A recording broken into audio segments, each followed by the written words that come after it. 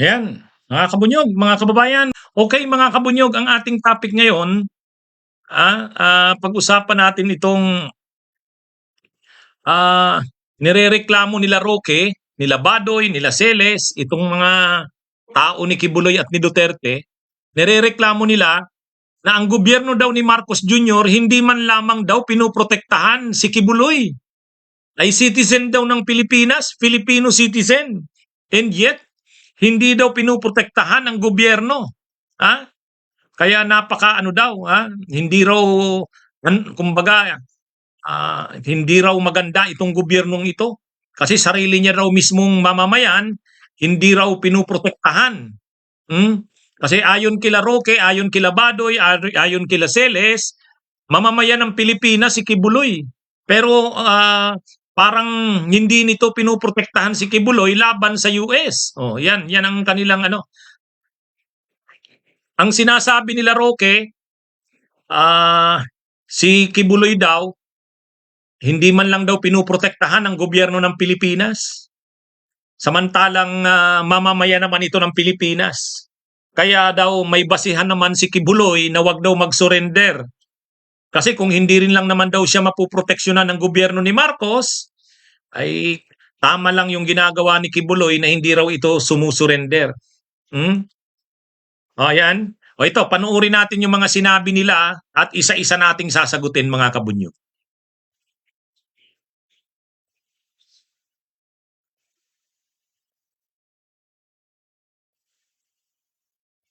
Tinataguyod niya ang soberenya ng Pilipinas at jurisdiksyon ng ating mga lokal na hukuman. Dapat isulat talaga niya na habang mga kasong dinidinig ang hukuman ng Pilipinas, hindi dapat mapunta sa Amerika itong si Pastor Kibuloy. Kasi kapag dinala nila sa Amerika, ano na nangyari doon sa jurisdiksyon ng hukuman natin? Exactly. Pinaliwala niya. Ma'am Lorraine, your reaction dito sa unang tanong natin kay Secretary Roque. Spokes. No, so could you make it very clear, no, for us laymen, has there been in the case of Pastor, from where you're sitting, in your opinion, has there been any abuse of power by government? Well, obviously po, no? Kasi yung pag-iimbestiga ng Kongreso ay labag sa unang-una, due process right, yung karapatang marinig ni Pastor, at pangalawa, labag na sa mga desisyon ng Korte Suprema. Ay sus mga kabunyog, ano ba tong si Butanding? Simula pa lang ng sinabi, yun daw nangyayari sa kay Kibuloy, yung ginawa daw ng Kamara, ng Kongreso, ng Senado, na nag-iimbestiga sa mga kaso ni Kibuloy, ito daw ay paglabag ng due process ni Kibuloy. Paano nalabag ang due process? Ang due process, yung hindi ka binibigyan ng pagkakataon na ipaliwanag ang sarili mo, depensa mo ang sarili mo. Yun yung violation ng due process. Kumbaga, anong binibigay kay Kibuloy? Ang binibigay nga kay Kibuloy, Roque, ang binibigay nga sa kanya, sobra-sobra. Napakatindi na nga ng konsiderasyon sa kanya. Actually, siya nga yung hinihintay sa Kamara at sa Senado na mag-appear para ipaliwanag niya yung panig niya. O, paano ngayon naging violation ng due process? Oy, Roque, abogado ka ba? Napaka-basic na tinuturo yan sa atin ng mga abogado, kahit law student ka pa lang. Kung ngayon nagtuturo ng constitutional law to, tinuturo ko yung due process. Ano ang due process? Yung opportunity to be heard. Yung binibigyan ka ng oportunidad na marinig ka rin. Okay, maraming mga akusasyon kay Kibuloy. Anong binibigay sa kanya ng Kamara?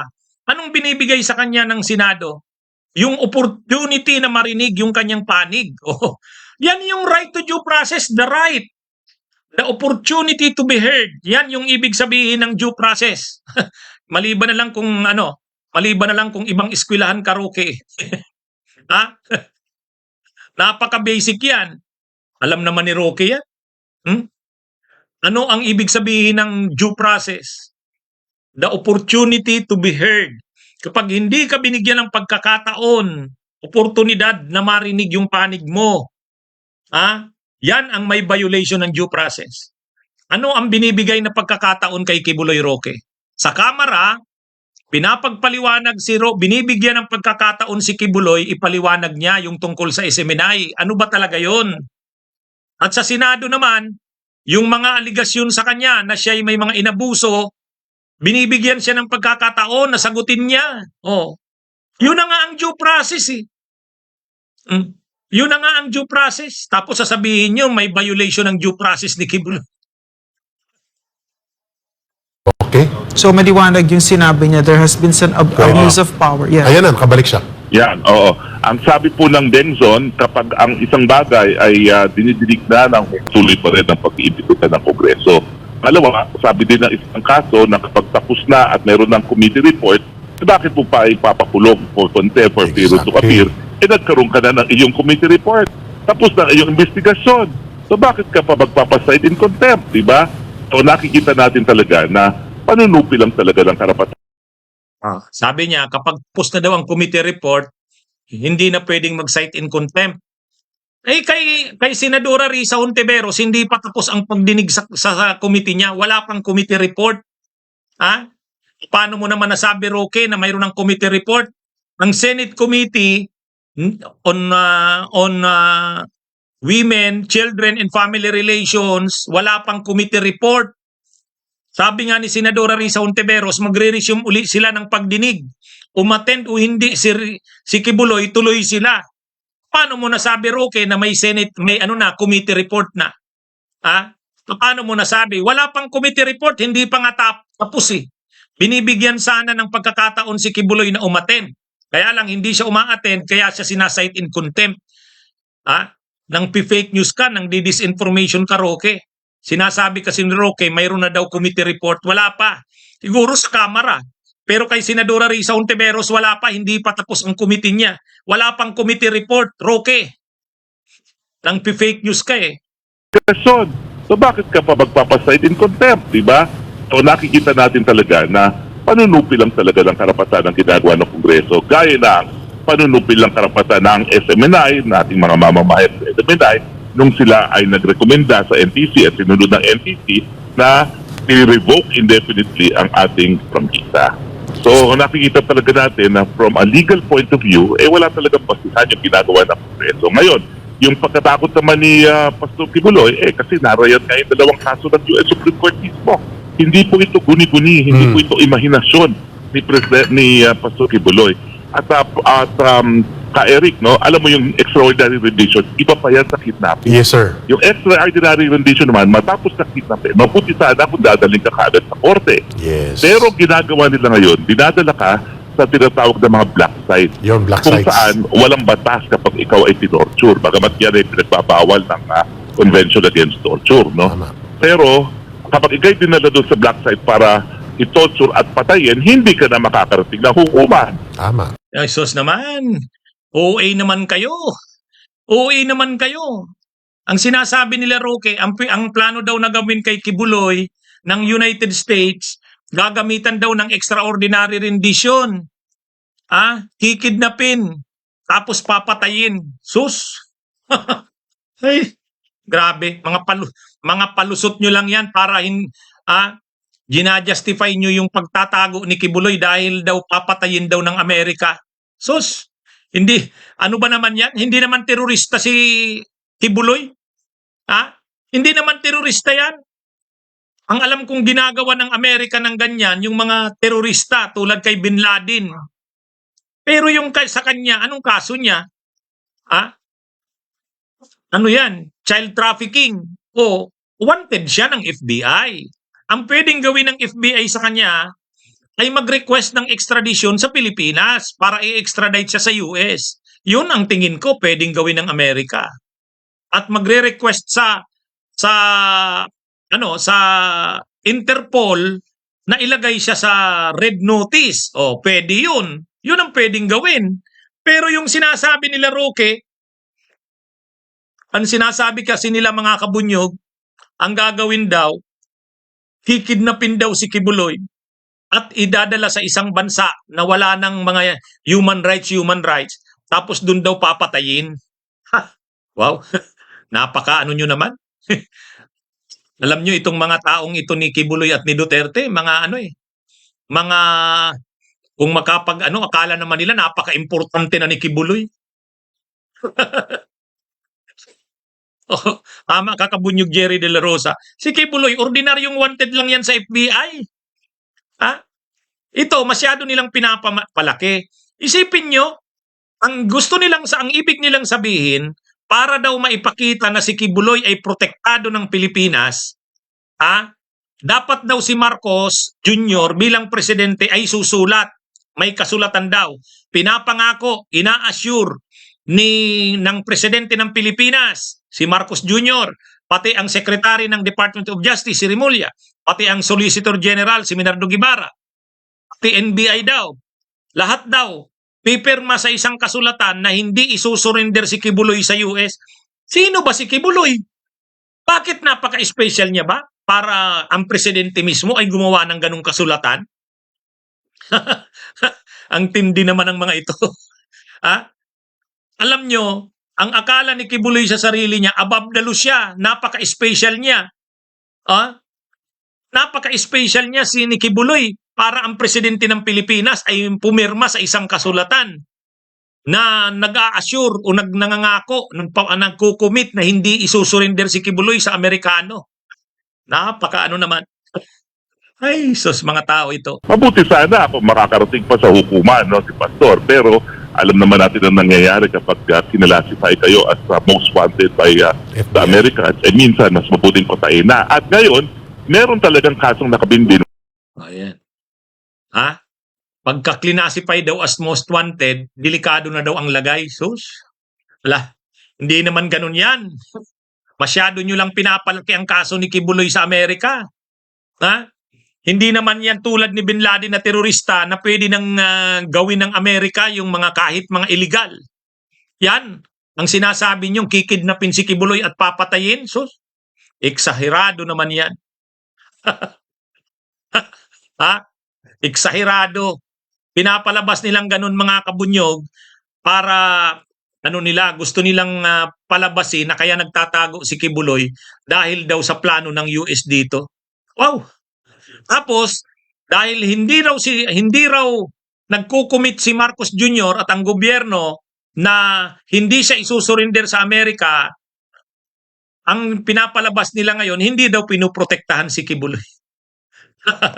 Ay. Wala pang desisyon sa Korte Suprema kung saan kinu-question yung pulisiya yan. Alam nyo bang meron silang pulisiya na shoot to kill ang mga Amerikano laban sa mga di umano'y mga terorista. At ngayon po ay nasa Korte Suprema yan, dinidinig. O yun, shoot to kill daw sa mga terorista. O ngayon, si Kibuloy ba, terorista ba ang kaso niya? Terrorism ba ang kaso niya? Ay, sus. Masyadong masyado itong mga grabe itong mga nagkakalat ito ng mga fake news eh. Tapos ngayon, galit sila sa gobyerno kasi hindi raw pinoprotektahan si Kibuloy. Mas nakikipagsabuatan na daw ang administrasyon ni Marcos sa US. Tinataguyod niya ang soberenya ng Pilipinas at jurisdiction na ating mga lokal na hukuman. Dapat isulat talaga niya na habang mga kasong dinidinig ang hukuman ng Pilipinas, hindi dapat mapunta sa Amerika itong si Pastor Kibuloy. Dapat daw mag-commit si Marcos, susulat daw si Marcos Jr., kasulatan talaga, na habang dinidinig daw ang mga kaso dito ni Kibuloy, hindi raw siya ipapadala sa sa Amerika. Mayroon tayong extradition treaty sa Amerika eh. Ang extradition treaty na yan, pinasok natin yan. Ibig sabihin, ang mga treaties na pinapasok natin, obligasyon natin yan. Kaya nga treaty. Ano bang ibig sabihin ng treaty? Kasunduan. In fact, hindi yan simpleng executive agreement. Treaty yan. Ibig sabihin ng treaty, mas malalim yan. Mas seryoso ang mga commitment natin dyan kaysa sa ordinaryong agreement. Treaty yan eh. So mayroon tayong extradition treaty sa Amerika. Sa katunayan, marami na rin tayong mga kriminal sa Pilipinas na nandun sa US, nag-request tayo sa Amerika ng extradition, pinagbigyan ng Amerika. Pinadala nila dito. Ang alam ko, halimbawa nun, si Mark Jimenez ba yun? O si Mark Jimenez ba yung may kaso sa Amerika tapos natin? Pero sino ba sa alam natin? Basta mayroon tayong mga sariling mga wanted sa Pilipinas na nagtatago sa Amerika, dinala dito sa Pilipinas. Yun ang ibig sabihin ng extradition. Ngayon, ang extradition, hindi naman ibig sabihin yan na hindi na natin nirerespeto ang ating sariling korte. Parang sa mga bansa sa mundo, normal yan na magkaroon ng kasunduan. Ano ba ang ekstradisyon? Kung may kriminal na wanted sa Pilipinas na nagtatago sa Amerika, isusurrender ng Amerika dito sa atin. Gayon din tayo. Kung mayroong kriminal na nandito sa Pilipinas, wanted sa Amerika, i-request ng Amerika sa atin, ipadala ang nasabing kriminal sa kanila. Yan yun eh. Yan yun. Ngayon mali ba yun? Kapag ba mayroon tayong extradition treaty, ang ibig bang sabihin yan, binabaliwala na natin ang jurisdiction ng sarili nating korte? Hindi naman ganun yun. Hindi naman ganun yun. Bakit? Kapag ba sa Amerika, mayroong wanted na kriminal, wanted sa Pilipinas, nagtatago sa Amerika, ni-request natin na dalhin dito sa Pilipinas, binigay ng Amerika sa atin dahil may extradition treaty. Ibig bang sabihin yan? Hindi na nirerespeto yung korte ng Amerika? Hindi yun. Talagang ang extradition ay tulungan ng mga bansa yan.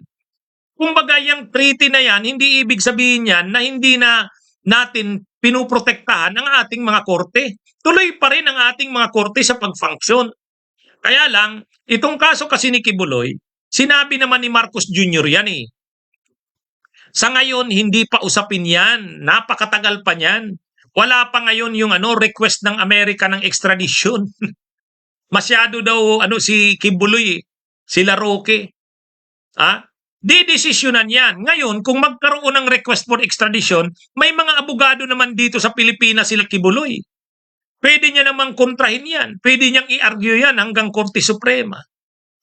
Kaya lang, ang totoo niyan, ano talaga si Kibuloy? Ang tingin niya, above the law siya. Hindi siya pwedeng arestuhin, hindi siya pwedeng sumuko, hindi siya pwedeng dalhin sa Amerika. Kaya ang problema yan, may atraso talaga siya sa Amerika. May atraso din siya dito sa Pilipinas. Ngayon, kapag ganon, anong nakalagay sa ating batas? Kapag may kaso dito, may kaso sa Amerika, anong dapat gawin ng Pilipinas? May opsyon ang gobyerno ng Pilipinas kung saan siya ipapadala. Tatapusin ba ang paglilitis dito o doon na lang sa Amerika? Wala namang masama kung doon na rin siya litisin. Mabuti nga yun, maalis na dito si Kibuloy, doon na lang siya. Pwede naman yun eh. Hindi naman ibig sabihin nun, ang pag sinurinder natin siya sa Amerika, ibig sabihin nun, hindi na natin pinuprotektahan ang ating mga mamamayan. Hindi eh. Kumbaga, kung dito sa Pilipinas, magiging magulo, dito sa Pilipinas, ang mga supporters ni Kibuloy ay manggugulo kung nandito siya. Pwede yan, opsyon yan ni Marcos. Bilang presidente ng Pilipinas, pwede niyang instruksyonan ang DOJ. Isurrender na lang natin yan dun sa Amerika, i-extradite na lang yan para dito sa Pilipinas, tahimik tayo. Hanggat nandito yan, baka manggugulo pa ang mga supporters niyan. Pwede yun. Pag sinurinder yan sa Amerika, dahil may kaso yan doon, hindi ibig sabihin yan na ang ating mga korte ay binabaliwala na. Hindi yun. Ganyan talaga ang extradition. Ganyan talaga yan. Kumbaga, may opsyon talaga ang presidente ng Pilipinas kung anong gagawin kay Kibuloy. Nasa sa kanya yan. Pwede niyang magdesisyon si Marcos.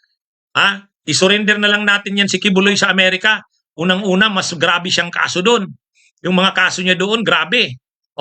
Pangalawa, kung doon siya lilitisin, mas dito sa Pilipinas. Kasi kung dito sa Pilipinas, manggugulo ang mga niyan, supporters niyan. Kaya doon na lang yan. Pwede yun. Pwedeng ganun pwedeng desisyonan niya ng Pilipinas. Pero later pa yan. Sa ngayon, hindi. Dito lang muna yan sa Pilipinas. Pag dumating yung pagkakataon na mag-request na ang Amerika ng extradition, saka lang yan didesisyonan ng gobyerno. Pero hindi naman yan papatayin si Kibuloy ng Amerikano.